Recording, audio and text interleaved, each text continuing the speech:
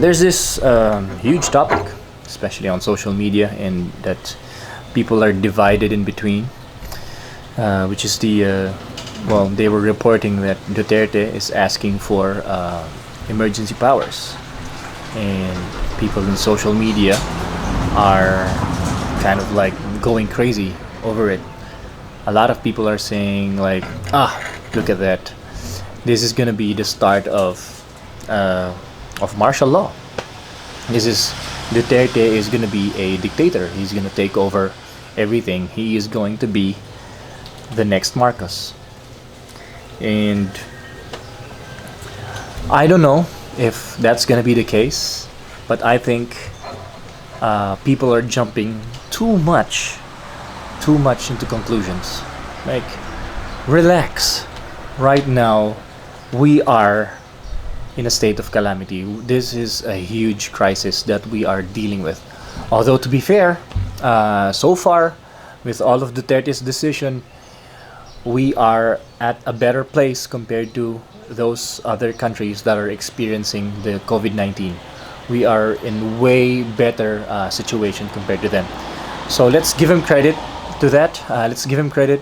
He did a good job. He whatever it is, whatever decision that he made before, in order to prevent the spread of this pandemic, he did a good job. So right now, let's give him at least a benefit of the doubt that that's not what he is thinking about. He really does need emergency powers, which is power in order to tackle this pandemic head on and better without other people, trying to look out for their own interest. I get it. There's a possibility that that's not his agenda.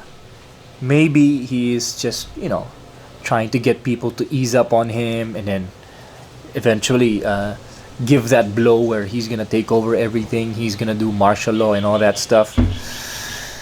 But then again, there's also a possibility because, to be fair, during Marcos' regime, there was nothing like this. There was no pandemic like this. So he did technically he did not need a martial law, kind of. So why are we doubting? It's not even martial law that he's asking. He's just asking for emergency powers. It's not martial law.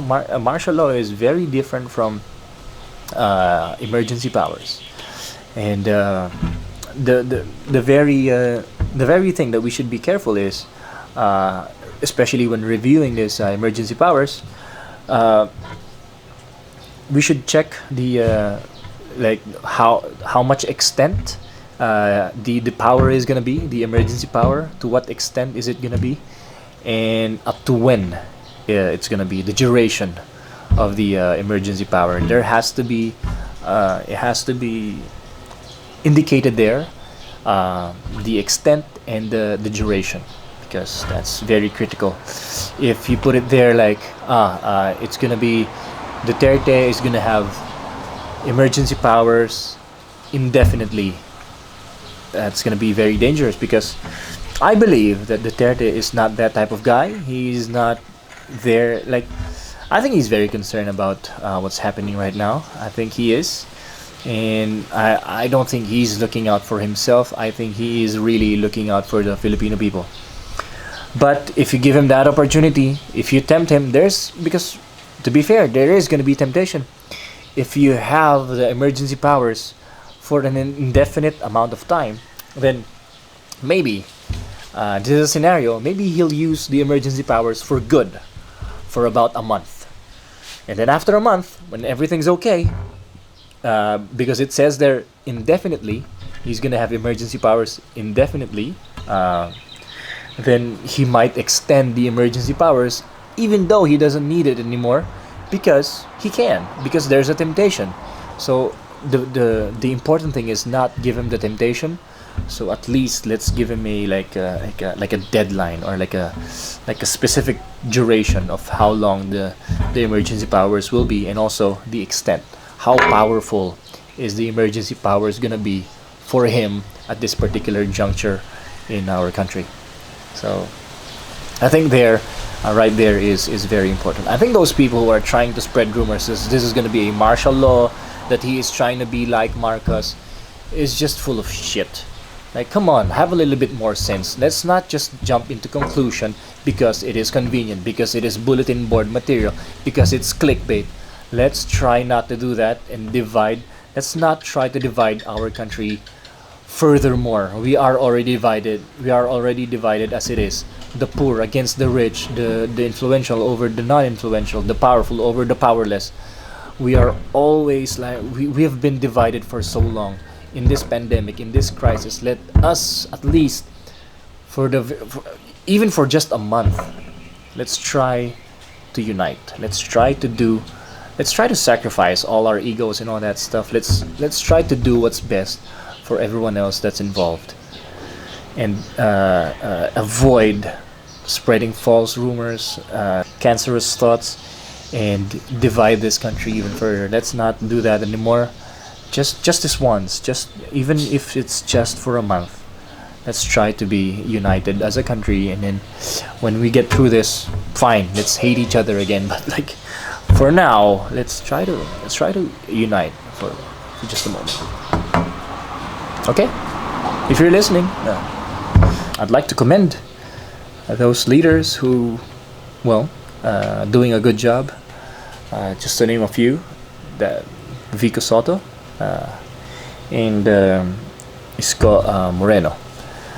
I don't know their character. I don't know who they are personally, but from the looks of it, they are doing a good job, and they are doing what is, I think, more than what is necessary to stop or to make a difference in their particular city, in terms of the COVID-19 situation.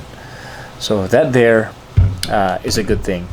So right now in this climate, we are seeing how political leaders are tested. We are starting to see the color, are starting to see the character of our political leaders. So before, we might not be able to tell which one's good, which one is a bad leader, but right now it is clear as day who has a heart, who is a good leader, and who is just there to make money out of us, out of the people. And this is a good thing. This is a very good thing. If there's one takeaway from this, and I hope this is something that we take until election day, that's 2 years from now, but until election day, is that how our political leaders can really make a difference. So if you voted a bad one 4 years ago, you are probably suffering the consequences right now because of your bad judgment 4 years ago. And maybe by the time the election comes in 2022, we should have better judgment. We should be wiser. We should take these things seriously, because it really does make a difference. You may not see it right now. Maybe they're doing vote buying. What you see is that 1,000 pesos, that 2,000 pesos right in front of you. Maybe that's what you're seeing, but maybe you should look further than that. Maybe you should not look at what you're gonna get right now, but maybe what they're gonna take from you in the future. So there we go. If they're buying your vote, they are probably gonna take your money in the future, because why else are they gonna give money? It's like an investment. They're giving out money right now to buy your votes as an investment, because they know that in the future they're the ones who's gonna take your money.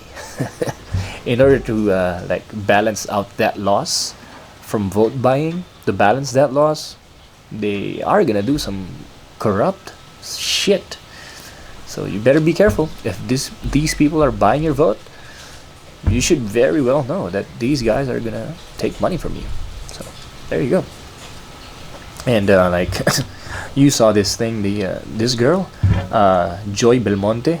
She is full of shit. Like, let's just be honest right here. I am not being sexist. I I am just speaking about her character as a human being. No matter what her gender is, it doesn't really matter. She is having a rough go at it. She is just plain stupid. Like, seriously, this girl is just.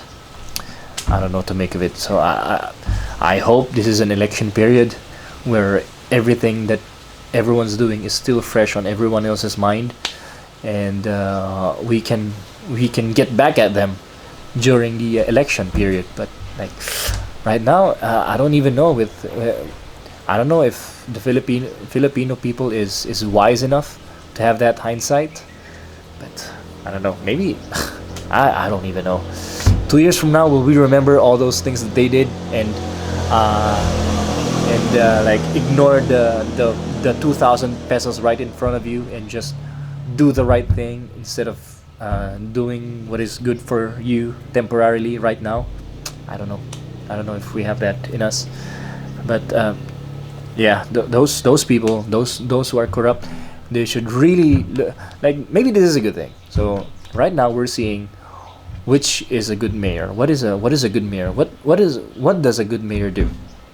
So us going in social media and posting about this, maybe it's not all bad. Maybe it's putting pressure on these corrupt politicians, on these people who are doing stupid stuff, all those people who are just going for their personal gain, and maybe rethink their strategy. Oh, look at this. This Mayor Vico, this Isko Moreno, they are setting a standard for what a good mayor should be like. And now everyone's seeing that what we're doing is corrupt, is stupid. Maybe we should do something different. Maybe we should siguro magpabango tayo sa masa. Siguro that should be the, if there's anything that's gonna be a positive from all of this, maybe that's the one. But again, I don't know. Some people are just heartless. It doesn't matter how they look on public, as long as they get their money, they're not gonna care. So I hope that they at least think of the Filipino people. Think of the people's best interest instead of theirs, even if just for a month. But I don't know. I don't know how it's gonna be. But well,